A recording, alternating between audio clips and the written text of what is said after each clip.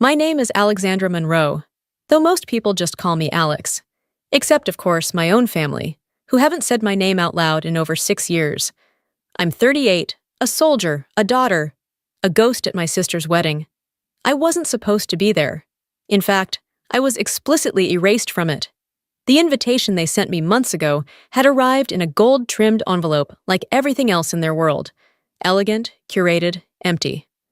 My name was neatly printed on the front, but when I opened it, the words, "Your presence is not required," were scribbled in red ink across the RSVP. Handwritten, deliberate. And under it, in cursive, "Don't cause a scene, Alex." So naturally, I showed up. Not through the back, not quietly. I walked up the circular driveway of the Monroe estate in full view of every guest already arriving. Crisp suits, pastel dresses, champagne flutes tilted mid-sip. And there I stood, outside the grand front gate, staring into the world I once belonged to. A security guard stepped forward. Square jaw, pressed collar, earpiece in place. He didn't ask for my name, just looked at me and said, flat as stone, "You're not on the list." I didn't argue. I didn't beg. I simply reached into my coat pocket, pulled out the very invitation they sent me, and held it up. The red ink slashed across my name glared under the sunlight. I let him look. "I know," I said. "That's the point." Then I unbuttoned my long black coat, slowly, carefully. The fabric peeled away, like the final curtain, at a show that had run too long. And there it was, beneath the coat, my dress uniform, pressed, gleaming. 4 silver stars on my shoulders, catching the light of the Hampton sun. Gasps rippled through the garden. I could feel the silence bend under the weight of who I'd become. 6 years ago, they called me a traitor. They stripped my rank, my name, my dignity.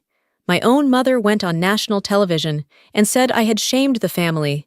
My little sister, Lily, cried crocodile tears on a morning talk show and told America she no longer had a sibling. And yet here I stood, not broken, not crawling back.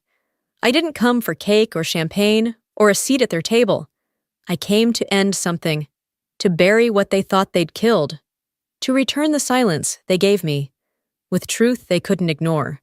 So I stood tall, 4 stars on my shoulders, eyes ahead, and said nothing at all, because I didn't have to. They saw me now, and that was only the beginning. The air smelled like roses and wealth, overripe peonies spilling out of glass vases, linen suits brushing against marble railings, and string quartets rehearsing behind tall hedges. It was the kind of wedding that ended up in magazines, complete with a drone overhead, and a guest list curated like an awards show. And not a single soul on that list expected me to be there. But I didn't come for them. I came for the door they slammed in my face years ago. Metaphorically, yes, but today, quite literally. After the security guard stepped aside in stunned silence, I walked toward the main lawn, feeling every pair of eyes lock onto the silver stars on my shoulders. I heard gasps from a distance. A wine glass slipped from someone's hand and shattered against the stone tiles. But no one moved to stop me. They didn't know how. The Monroe estate hadn't changed much since I'd last seen it, except now it looked more like a set piece than a home. String lights wrapped around imported olive trees. White satin draped the ceremony chairs. And at the far end, under a towering floral arch, stood Lily, my little sister. The girl I once helped sneak back into the house after high school parties. The girl I used to protect with every ounce of strength I had. And the woman who watched me burn, then turned her back like she'd never known the fire. She looked radiant, ivory lace, diamond pins in her hair, groom at her side like a magazine cover come to life. But when her eyes found me, her mouth froze mid-smile. Her posture stiffened, and she gripped her bouquet so tightly that petals began to snap.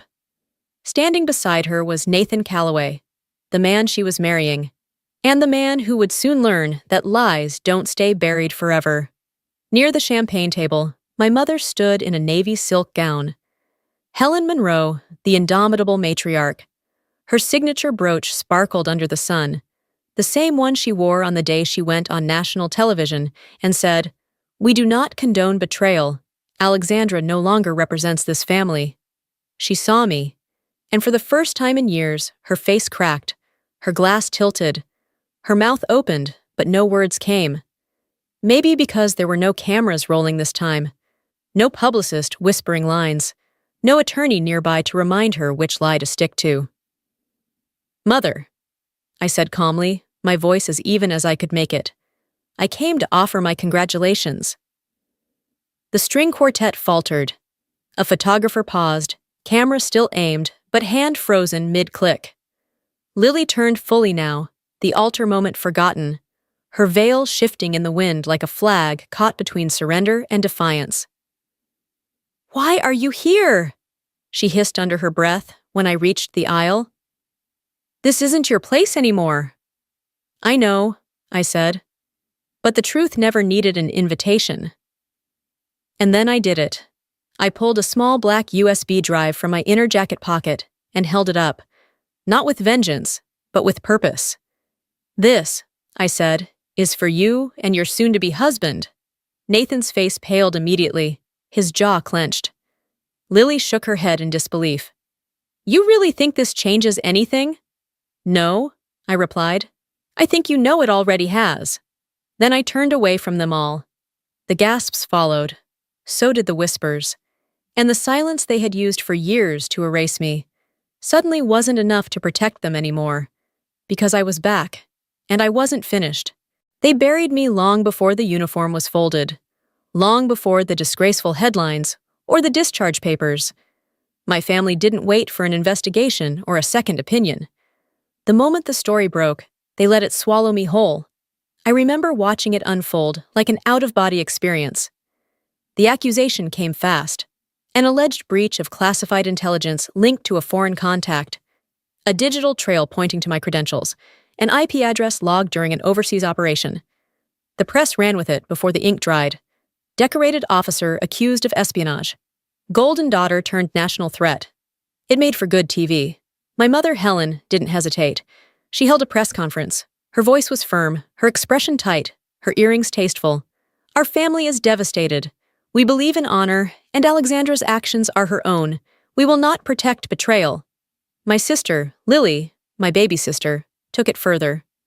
She sat under studio lights in a snow-white blouse, wiping away carefully timed tears, and said, "I don't speak to my sister anymore.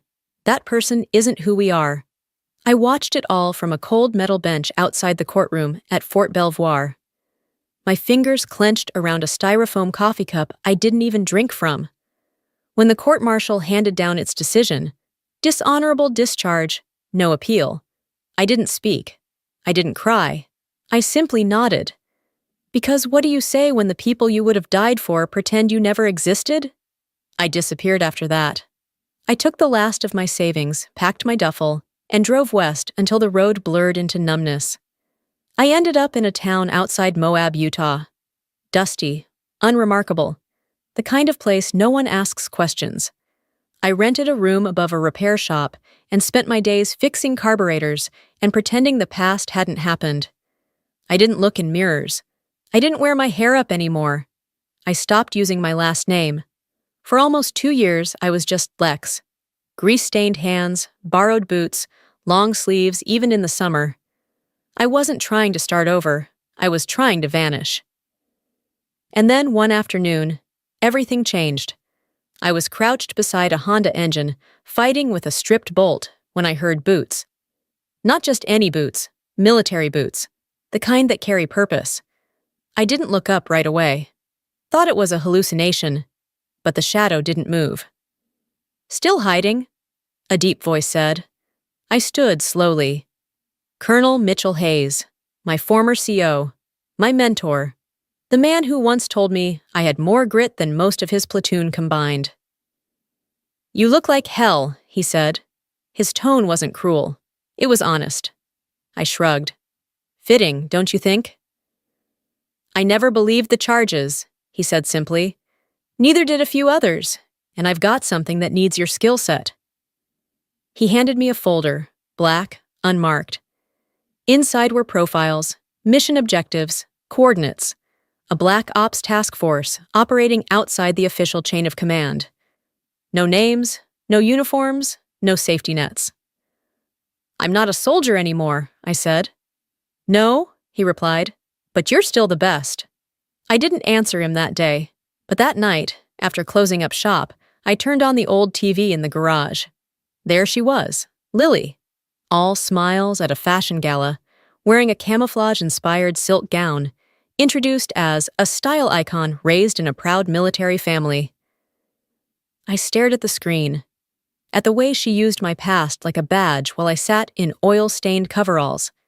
And in that moment, I stopped hiding. I said yes. My first mission came 2 weeks after I said yes. Syria. Desert heat that clung to your lungs like ash. Our task: extract a compromised asset from an enemy compound near Raqqa. Minimal footprint, zero recognition. We went in under cover of night, a 4-person team with silent comms and eyes sharper than drones. They told us the target was a low-level informant. They were wrong. The man we pulled from that bunker was Dr. Elias Rowan, a defense contractor who had been developing secure satellite systems for the Department of Defense. A name I'd seen once on a highly classified list that I should never have had access to again. As we moved him out, bleeding but lucid, he slipped a small USB drive into my glove. "If I don't make it," he rasped. "Oh, this can't disappear." He did make it, but it didn't matter. Because when I plugged that USB into our encrypted terminal, back at the hidden base in Jordan, the first folder on the drive stopped me cold. Callaway Systems, Gulf Network Access, internal routing codes. I knew that name. Everyone in DC did. It was Nathan Callaway's company, my sister's fiancé, the tech golden boy with a Harvard degree and a string of government contracts. But the files said otherwise. They mapped a pipeline of shell corporations and encrypted offshore transactions, transfers routed through Dubai, Belize, the Cayman Islands, funneling American defense money into foreign hands. And in that moment, everything shifted. I hadn't just been collateral damage. I had been set up. I started tracing backwards. Nights off mission, I dug through old intel files. I broke into my own redacted court-martial records, pieced together timelines, metadata, unarchived logs. I remembered something, an error during a routine data handoff. A private named Marcus Vance had input the wrong clearance code that was later traced back to me. At the time, it was chalked up to clerical mistake. Weeks later, Vance disappeared, transferred, gone without a trace. Now, his name showed up again, in a low-res image inside a Callaway Systems internal directory, standing next to Nathan. Title: Director of Special Operations. My breath caught. My mouth went dry. The man whose mistake destroyed my life wasn't gone. He was employed, elevated, rewarded, by the same man about to marry my sister. I took it to Julian Reed, my old teammate, and one of the few people who hadn't turned his back when the scandal hit. He was a lieutenant now, working in counterintelligence.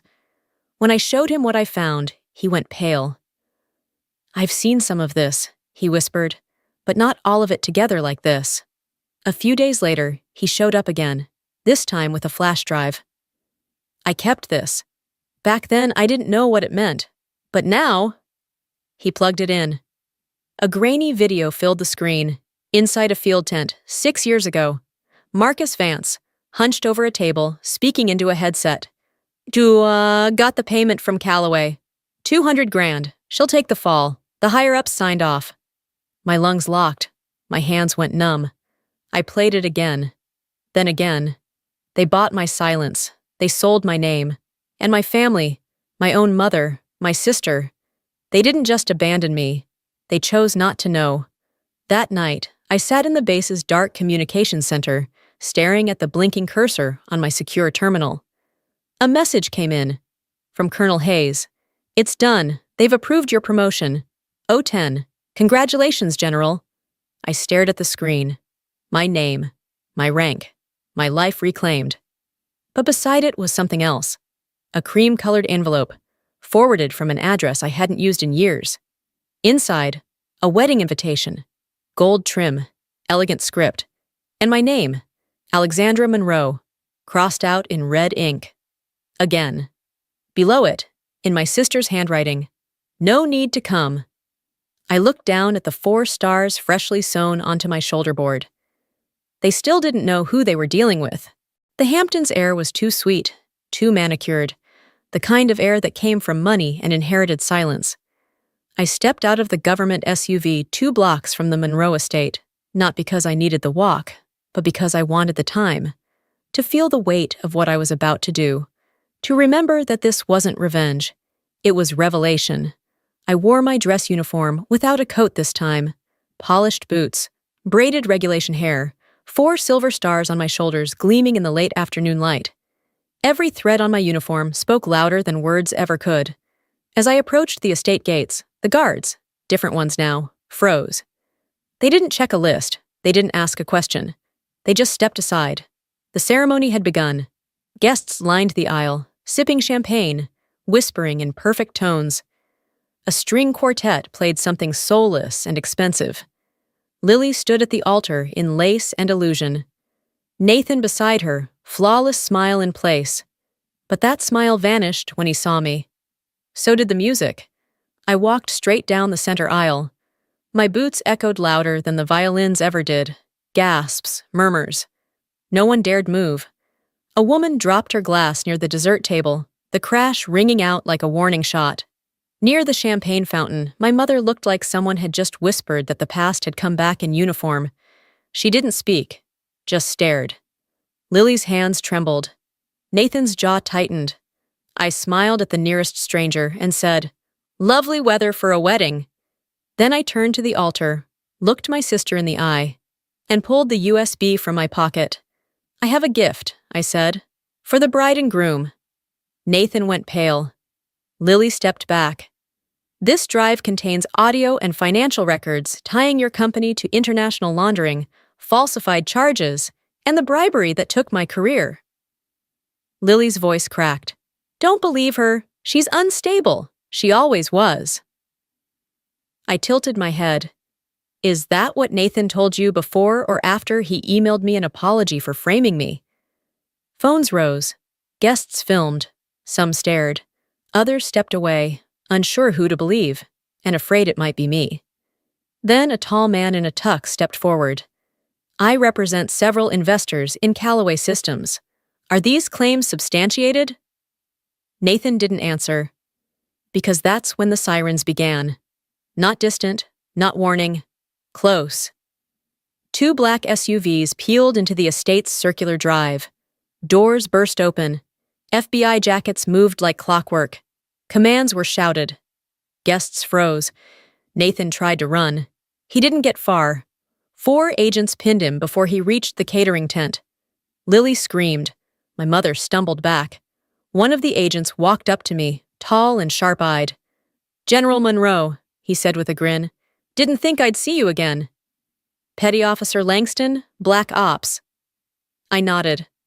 "Good to see you, too." Behind him, Nathan was handcuffed, red-faced, and defeated. I turned to the crowd. "You may continue your celebration, or not." No one spoke, no one laughed. And for the first time since they'd cast me out, I wasn't invisible.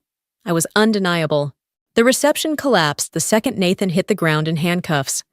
The music stopped, forks froze mid-air, the polished surface of perfection cracked wide open. I didn't linger. I walked through the stunned crowd, head high, shoulders squared. This wasn't vengeance. It was clarity. And for once, every eye in the room looked at me without filters, without denial. They saw what they tried to erase. Near the terrace, my mother stood still, one hand gripping her pearls, the other around a glass she hadn't sipped from. Her voice caught when I stepped closer. "I'm not here for revenge," I said calmly, "but I need you to know, I didn't vanish. You just stopped looking." She said nothing, just stared, like she couldn't decide whether to reach out or retreat.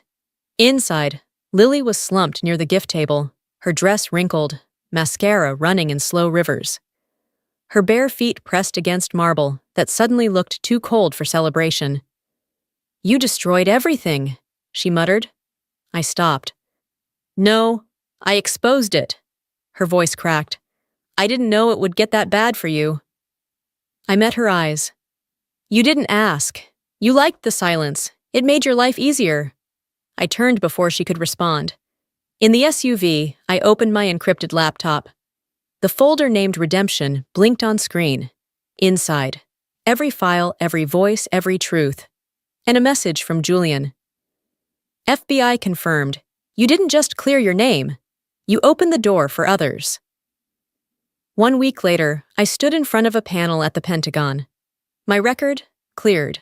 My rank, restored. My name, no longer buried. They offered me the Medal of Freedom. I declined. Justice had already been served. That evening, I drove to a quiet bluff on the California coast. The wind howled like memory, but it didn't scare me anymore. I took out a box, the one holding my 4 stars, and placed it gently on the earth. Not in anger, not as a goodbye, just release. I didn't need them to see me now, because I finally saw myself, and I was free.